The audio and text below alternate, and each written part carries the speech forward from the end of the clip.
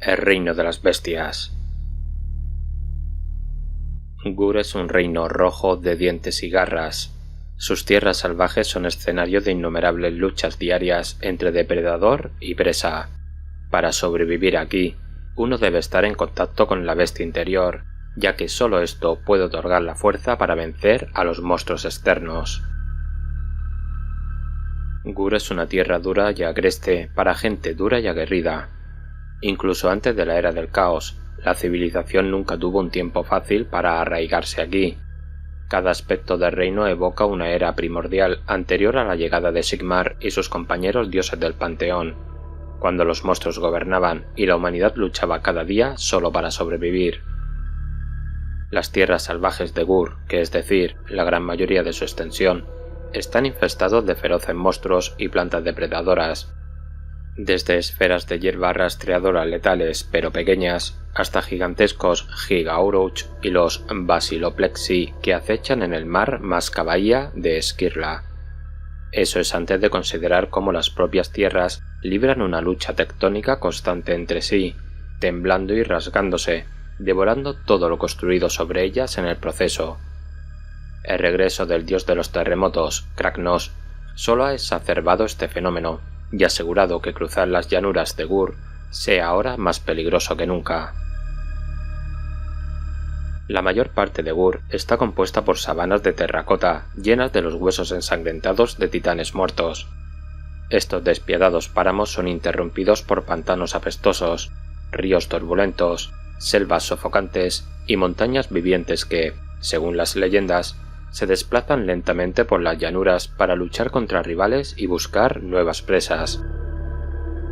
En Gur, todo está en constante guerra por la dominación, y esta verdad se extiende a los propios continentes. Solo hay que mirar el destino de Donse, aplastado entre las bestias alfa en guerra que son Tondia y Antor, para ver el destino de las masas de tierra que ya no tienen la fuerza para defenderse. Son triturados por mandíbulas rocosas que los reducen a mera sedimentación, y se forman nuevos continentes hambrientos para ocupar su lugar.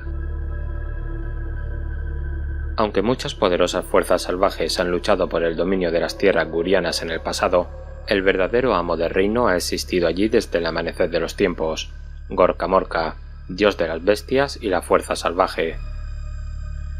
El espíritu de Gorkamorka se puede sentir vibrando por todo el reino, haciendo temblar las rocas y llenando las mentes de sus criaturas indígenas con impulsos depredadores. Gur es el hogar espiritual de todo tipo de criaturas de Gorkamorka. Orruks, Grots, Ogors y Gargantes acuden al reino en abundancia, atraídos por el poder elemental de su dios y felices de encontrar una tierra donde la fuerza realmente prevalece. Las hordas de la destrucción han sido un peligro para los colonos de Gur desde la era del mito, porque aquí sus cruzadas de violencia son más comunes que en cualquier otro lugar. Desde el amanecer de la era de la bestia, en la que el manantial de magia salvaje que acecha en el corazón de Gur ha desbordado sus límites e infectado las mentes de los mortales, estos ataques solo han aumentado en intensidad. Las tierras gurianas son quizás la región más hospitalaria del reino de las bestias, pero eso no significa mucho. Aquí, los fuertes se alimentan de los débiles, y solo las almas más despiadadas pueden esperar prevalecer.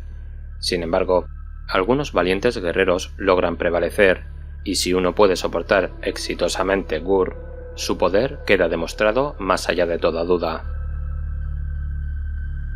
Al igual que en todos los reinos mortales, excepto Siis, la energía mágica de Gur es más difusa hacia su núcleo. Las tierras que caen dentro de esta zona de relativa habitabilidad se conocen como las tierras gurianas.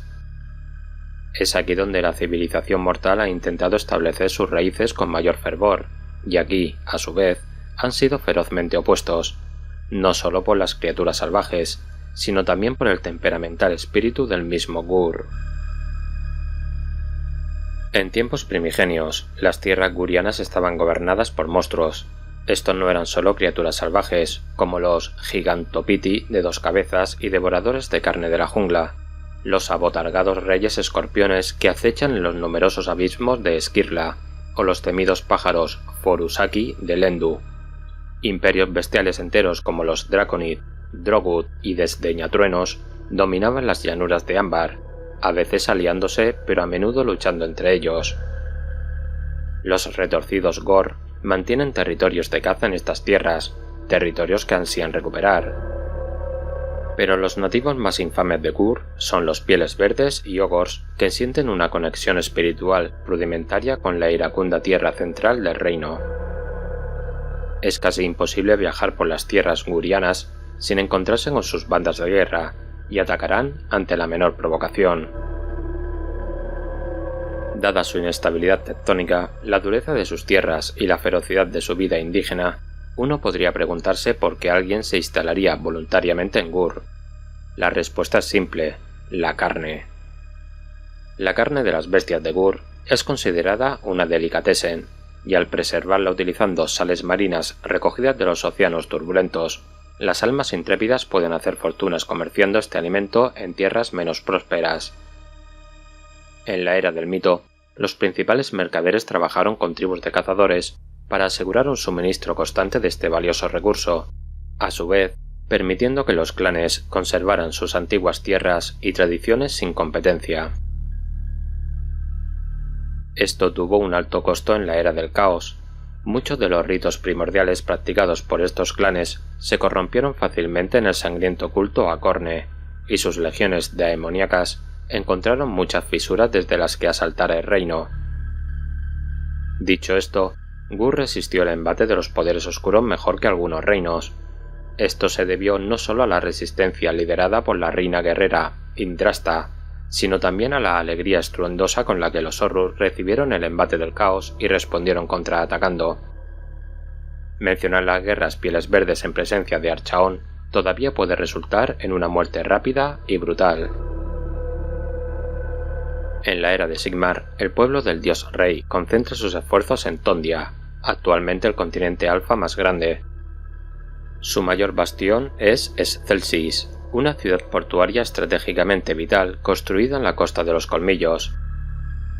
La verdadera riqueza de Scelsis no proviene de los peces ni de sus veteranos gremios libres, sino de los fragmentos de profecía en bruto conocidos como destellos, extraídos de la lanza de Malus, un remanente del mundo que fue que se encuentra justo en la costa. A través de estos destellos, los gobernantes de Scelsis han previsto los desastres inminentes y se han establecido en las duras tierras de Gur. Sin embargo, la interpretación de los destellos no es fácil, y Scelsis ha soportado su parte justa de pruebas. Primero a manos de un levantamiento zenchiano, y luego, más recientemente, después de un brutal asalto por parte de las hordas de Gordrak y Kragnos. Scelsis todavía se mantiene en pie, pero como una sombra de su antigua fortaleza, y no es de extrañar que muchos ciudadanos se unan a las cruzadas para buscar un nuevo comienzo en las tierras gurianas en lugar de quedarse entre los escombros de su ciudad. Gur siempre ha tenido un alma belicosa. El asalto del necroseísmo de Nagash sirvió para exacerbar su temperamento, y cuando el rito de la vida de Alariel chocó contra él, el reino simplemente se quebró. Ahora, ondas de magia bestial palpitan a través de las tierras, acompañadas de feroces temblores y migraciones de manadas de bestias frenéticas. Estas emanaciones se centran alrededor de Kragnos, ya que su regreso a los reinos coincidió con la liberación de la ira de Gur, y su alma divina sirve como un faro para todas las criaturas salvajes que encuentra.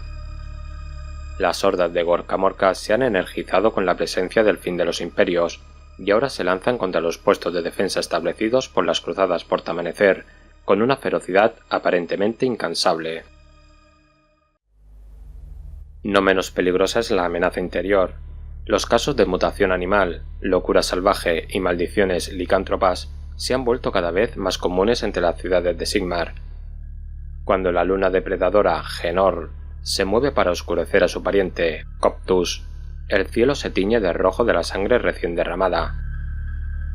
En estas noches, el poder de la magia salvaje está en su apogeo, y se dice que los restos de las bestias abatidas por cazadores mortales vuelven a la vida para buscar venganza.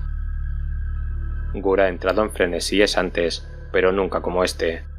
Algunos astrománticos se preocupan ahora de que, si no se encuentra una forma de calmar el reino, podría perturbar permanentemente el orden natural mientras arremete contra sus hermanos, y el cosmos arcano nunca volverá a ser el mismo. La piedra del reino de Gur. El aspecto mágico más famoso de Gur es su piedra del reino. Esta piedra centellea con los colores del ámbar y toma la forma de un hueso. Une ambos conceptos en su nombre, ámbar-óseo. El ámbar-óseo es un recurso arcano, codiciado desde hace mucho tiempo en Gur por chamanes y quienes hablan a la bestia. Gracias a sus propiedades esotéricas, quienes usan el ámbar-óseo pueden infundir en sus aliados la furia de una virulenta bestia salvaje, doblegar a las tierras tumultuosas hasta que obedezcan su voluntad, e incluso transformarse en un monstruo aterrador. Kragnos consumió tanto ámbar-óseo que pasó a convertirse en una divinidad.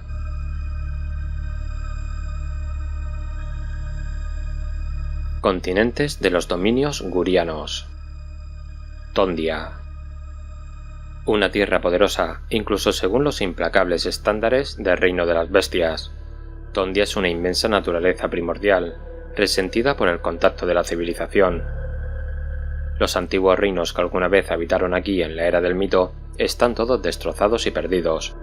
Casi no quedan antiguas ruinas en pie, solo piedras rotas y las esperanzas destruidas dejadas por los colonos inmaritas condenados, pero ellos también serán pronto absorbidos por el paisaje siempre cambiante. Todo en Tondia es inmenso. Interminables llanuras de color ámbar se extienden hasta el horizonte, ocasionalmente interrumpidas por montañas afiladas y mortales, mesetas anchas y vastos pantanos llenos de niebla que pueden engullir incluso al viajero más astuto. Los Orruk prosperan aquí, y sus clanes de guerra cubren la sabana, al igual que las tribus de voraces ogors. Algunos de los territorios reclamados por los senderos de los ogors en Tondia son tan gigantescos que pueden tomarle a un cazador cauteloso un mes para atravesarlos. Los gargantes de Tondia son realmente fuertes, ya que esta es la tierra que supuestamente pisoteó su legendario antepasado Imnog, y su gente florece aquí. Todos se alimentan bien en Tondia, ya que la abundancia es casi ilimitada, si tienes las habilidades para abatir a sus enormes bestias. La furia de Tondia ha comenzado a manifestarse físicamente en forma de poderosos espíritus conocidos como encarnaciones. El primero que se encontró fue en la cordillera Spinacron. Los Orruk Mandamaloth han logrado la aparentemente imposible tarea de dañar las líneas ley de esta tierra viva, causando una vasta herida supurante de marismas en expansión llamada Tierras Ahogadas, que se extiende lentamente por el sur de Tondia. La tierra sangra, y como todo cazador sabe, una bestia herida es la más mortal. Donse. Antaño, Donse era uno de los continentes alfa más poderosos de Gur, y estaba reclamado por la raza Drogut, en la cúspide de su poder.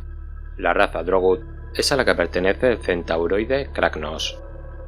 Los centauros impusieron literalmente su marca en la tierra, cavando hogares de impresionante grandeza en las paredes de sus barrancos usando los cascos, y erigiendo grandes espiras de piedra hacia los cielos para marcar sus victorias. Después de su antigua guerra con los Draconid, los Drogut fueron prácticamente exterminados, y la tierra de Donse comenzó a ser devorada por los continentes vecinos. Gradualmente fue destrozado por la salvaje Tondia, el bruto Skirla y el astuto Antor. Los últimos vestigios de los Drogut permanecen sellados en fortalezas olvidadas, y los ejércitos de cazatesoros ocasionalmente se aventuran por los abismos de Donse en busca de fortuna. Todo lo que queda es una franja de tierra salpicada por pilares de roca, y quizá no tarde mucho en ser devorada por completo, pero el continente es antiguo, y criaturas sin nombre aún acechan en sus sombras. Skirla. El continente de Skirla es mortal y debe serlo, rodeada como está por regiones hambrientas, el todopoderoso Tondia al norte, el hábil Antor al este, y el amargo y frío Behar al sur, que avanza constantemente. En Skirla, las bestias de pelo y pezuña hendida son presas mucho más a menudo que depredadores, porque aquí reinan supremos insectos colosales, Horrores con mandíbulas capaces de partir un gargante por la mitad vagan en un inquietante silencio. Hay extrañas polillas, sanguijuelas abisales que pueden succionar toda la sangre del cuerpo de un guerrero en segundos, y arácnidos enormes con un líquido ácido como sangre capaz de derretir piedra. Todos estos horrores acechan bajo la superficie de Skirla en enormes túneles, cavernas serpenteantes y colosales barrancos, porque los fuertes vientos que soplan constantemente en su superficie pueden desgarrar a un guerrero hasta los huesos. Antor. Al sur de Tondia, más allá de las ruinas de Donse Cadáver, se encuentra la escasa tundra de Antor, donde tanto la roca como el hielo pueden fluir como agua. Las partes del norte de Antor son extensiones lisas de llanuras frías de arbustos y altas montañas escarpadas, mientras que el permafrost y la tierra quebrada dominan en sus regiones del sur. Antor parece sombrío y vacío, pero los cazadores experimentados saben que, como muchas cosas en Antor, esto es una trampa. Antor es un depredador astuto que frecuentemente oculta sus colmillos bajo una apariencia tranquila. La mayor parte de Antor central y sur es inestable, con la tierra moviéndose sin previo aviso de maneras que atrapan y desmiembran a los desprevenidos. Violentas tormentas de hielo estallan en cielos despejados, lo suficientemente frías como para congelar a un viajero por completo si no encuentra refugio. Muchas tribus creen que Antor se burla de aquellos que se atreven a cruzarlo, acosándolos con dificultades a menos que se realicen sacrificios apropiados para aplacarlo. Los puntos de referencia son raros en Antor, y aquellos pocos que aparecen un día desaparecerán sin previo aviso o se moverán repentinamente a vastas distancias en poco tiempo, desorientando a los viajeros. Antor alberga una gran cantidad de extrañas criaturas quiméricas que parecen ser extrañas amalgamas de terreno y carne, lo que les permite ocultarse fácilmente en la tundra. Por supuesto, hay muchas formas de morir en la tundra. Colmillotruenos, las bestias que montan los ogor, y manadas de garrapatos helados deambulan por las llanuras, pero también hay criaturas como el kraken de hielo, una bestia con tentáculos formados de piedra congelada que puede despedazar a un cazador desprevenido en cuestión de segundos. De las tribus de orcos, solo los rompehuesos se pueden encontrar aquí en cantidades significativas, buscando comunicarse con los espíritus del hielo y la roca, pero incluso ellos rara vez permanecen mucho tiempo. Hay muy pocos santuarios en Antor, excepto por algunos monumentos a los poderes ruinosos. Los gor peludos y lanudos deambulan por la tundra, y aunque son feroces, su número es reducido. Actualmente, Antor se está preparando para hacer frente al lento ataque de Behar desde el sur. Behar. Al sur de Skirla y Antor se encuentra el cruel Behar, una pesadilla envuelta en hielo de depredadores peludos, serpientes frías e hielo teñido de carmesí. La tierra congelada ya ha enviado tentáculos invasores hacia el norte. Un flujo glaciar conocido como la garganta de Behar ha comenzado a presionar lentamente contra Antor. Aunque el gélido mar de Kraken ha evitado hasta ahora que las dos masas de tierra choquen aún más entre sí. Cualquier erudito de Gur puede ver que un mayor choque entre las dos tierras es inevitable. Grandes tribus nómadas de Ogor y adoradores del caos vestidos con pieles habitan esta región. La gente de Azir ve a Behar como un problema que se debe abordar en el futuro, una vez que otras tierras más adecuadas para la habitabilidad estén mejor establecidas. Las inhóspitas condiciones de Behar, que han hecho que tanta gente lo evite, han ganado el favor a los ojos de los osiarcas cosechahuesos. En lo profundo de Behar han comenzado a trabajar en su necrosía de Gur, centrada en las ominosas torres gris pálido de su fortaleza, la ciudadela de Marfil. Han sido lentos en expandirse, ya que los osiarcas deben ser cautelosos cuando viajan fuera de sus muros, porque los depredadores de Behar están tan desesperados que incluso la escasa médula ofrecida por los huesos de un osiarca significa algo de sustento. Lendu y Rondol. Los continentes de Rondol y Lendu son las tierras más occidentales de los dominios gurianos. Rondol es una tierra de ríos y montañas en constante lucha entre ellos, y tribus de Orruk y sangrejurados de Corne entran en batalla constantemente, apoyados por tribus Ogor según convenga. Al sur se encuentra Lendu, una tierra de grandes masas de agua más tranquilas que las de su vecino rival al norte. Lo poco que queda de una antigua civilización está entre nieblas, y es mucho más antiguo que las actuales civilizaciones, pues ni manos humanas, duardinas o elfas las erigieron. Posiblemente aquella civilización fue anterior a la llegada de Sigmar.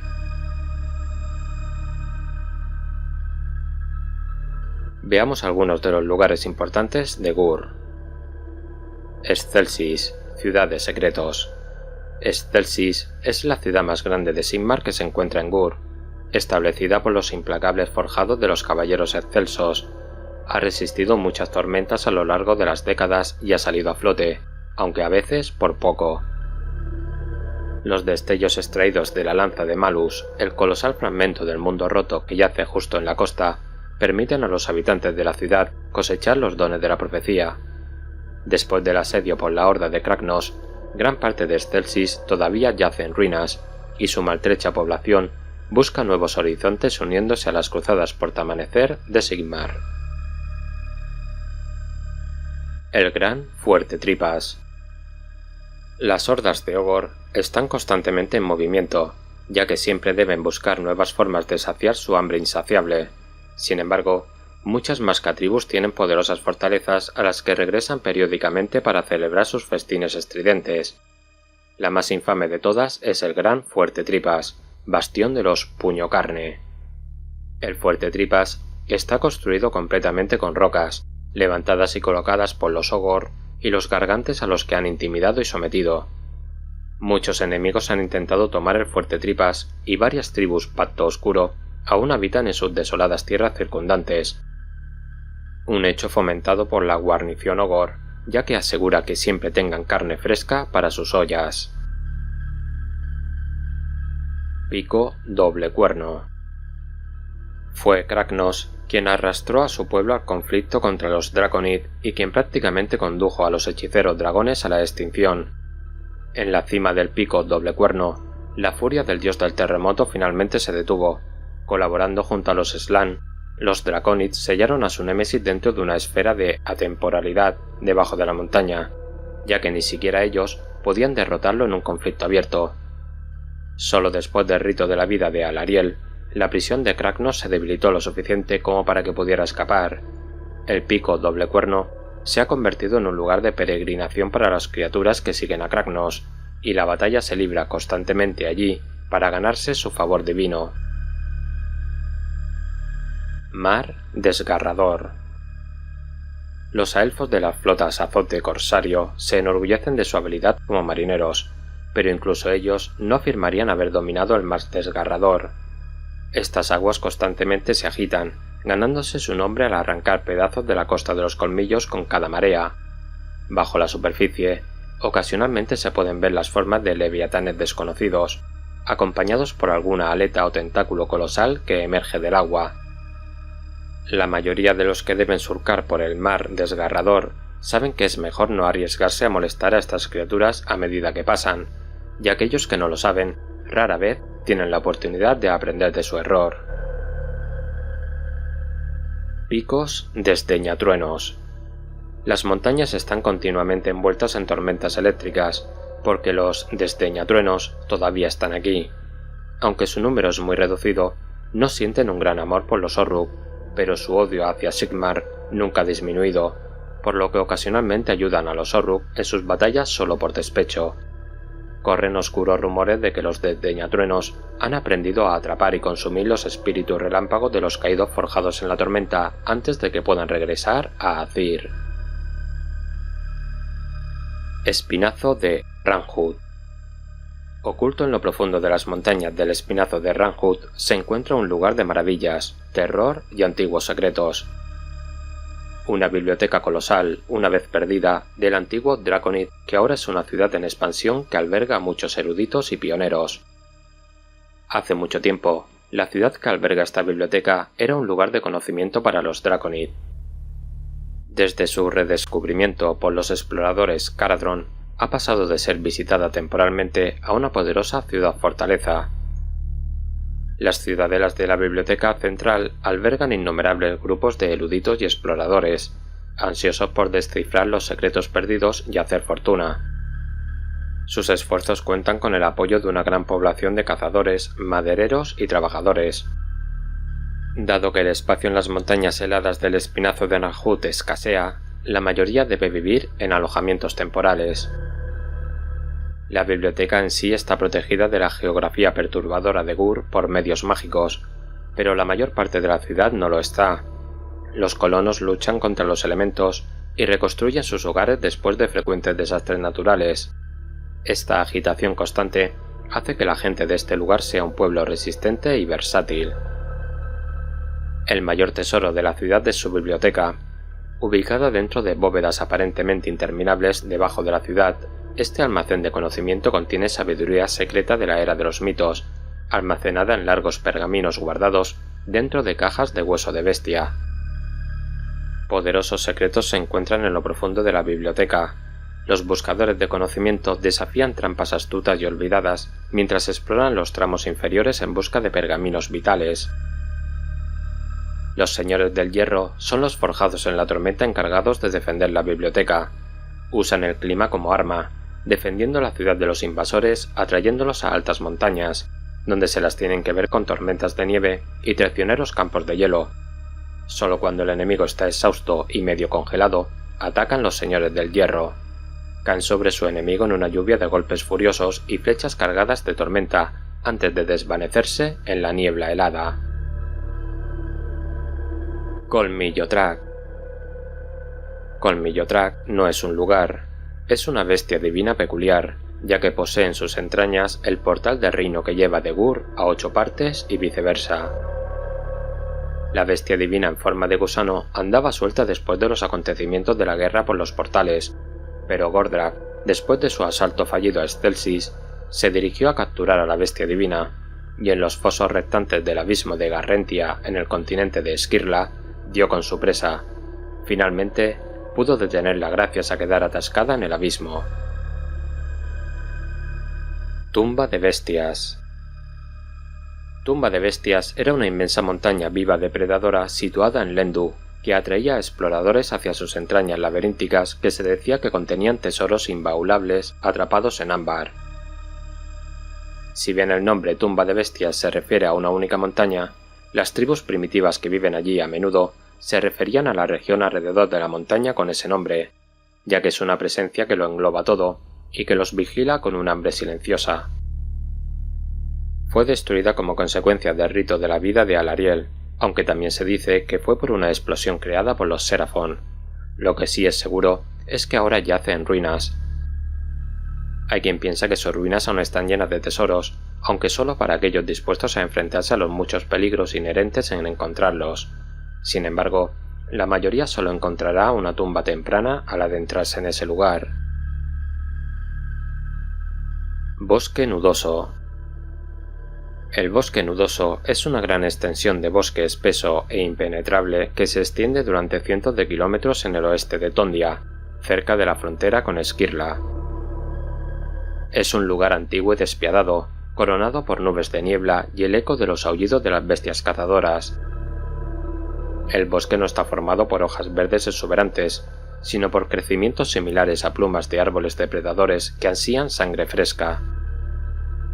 En este lugar infernal acechan algunos de los depredadores más temibles de Gur, monstruosidades colosales y dentadas que podrían arrancarle la cabeza a un hombre con un solo movimiento de sus extremidades.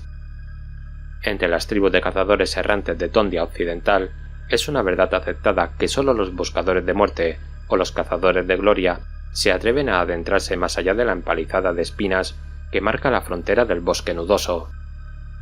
De hecho, entre algunos de estos pueblos, es costumbre que los guerreros deshonrados encuentren su destino final dentro del temido bosque, satisfaciendo así el apetito del espíritu salvaje de Gur.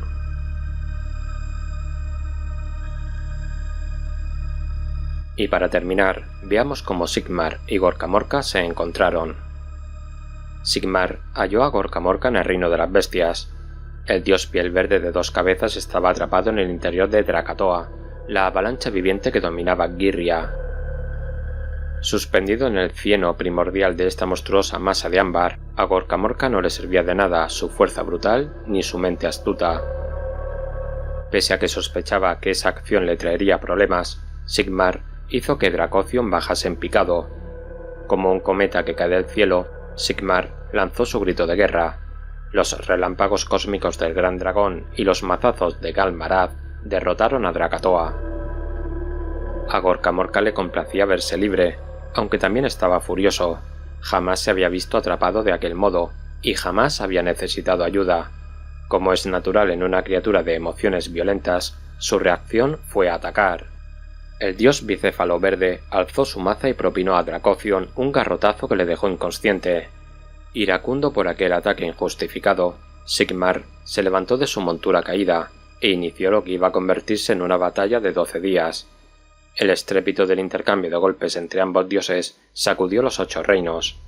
Cuando Sigmar derribó a su enemigo, hizo alzarse las montañas Marad, mientras que los porrazos fallidos del colosal garrote de Gorka Morka crearon la falla de Drakatoa.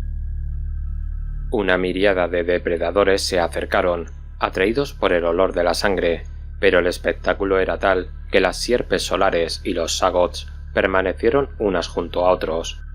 Las criaturas más hostiles que existen, absortas ante el despliegue de fuerzas destructoras que tenía lugar ante sus ojos. Pero hasta los dioses se agotan. Al fin, dejando sus armas a un lado, ambos dioses se observaron desde los extremos del entorno ruinoso.